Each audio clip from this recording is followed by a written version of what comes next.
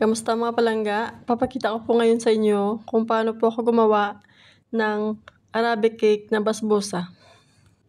Kadalasan na nilalagyan ito ng sugar syrup sa taas. Pero ako po hindi ako naglalagay ng sugar syrup. Ang nilalagay ko po ay coconut sauce. Dahil mas masarap po lalo kapag yung coconut sauce ang nilalagay nyo. Ito po yung mga ingredients. 1/4 cup of white sugar. 1 cup semolina. 1 cup desiccated coconut, 1/2 cup oil, 1/2 cup of fresh milk, 2 large egg, 1 tablespoon baking powder, and 1 teaspoon baking soda. Dito sa mixing bowl ay pinaghalo ko lang yung itlog, asukal, mantika, at saka gatas. Minix ko lang ito hanggang mag-combine lahat ng ingredients, saka ko nilagay yung desiccated coconut, semolina, baking powder at baking soda. Minix ko lang ito at hinati ko sa dalawa.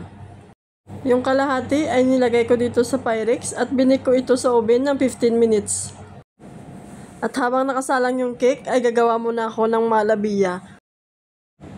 Pinagsama ko lang lahat ng ingredients dito sa kaldero, yung powder milk, cornstarch, sugar, gasta cream, at tubig. Minix ko lang ito at sinalang sa mahinang apoy hanggang sa lumapot. At binuhos ko ito sa binik ko kanina na basbousa. Saka nilagay ko na rin dito yung natitira pang cake batter. Niscript ko lang ito hanggang sa mapantay lahat at matakpan yung malabiya. Yung malabiya ay para rin siyang mablangka sa ating mga Pinoy. Sinalang ko ulit ito sa oven ng another 15 minutes. A few moments later. Pinalamig ko lang muna ito bago ko binuhusan ng coconut sauce. At ilalagay ko muna ito sa chiller ng 2 oras hanggang ma-absorb lang ng cake yung sauce.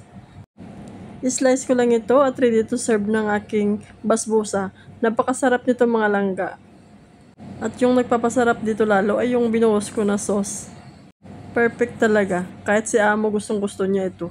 Kahit araw-araw daw siya kumain ito. At hanggang dito lang mga langga. Maraming salamat sa panonood.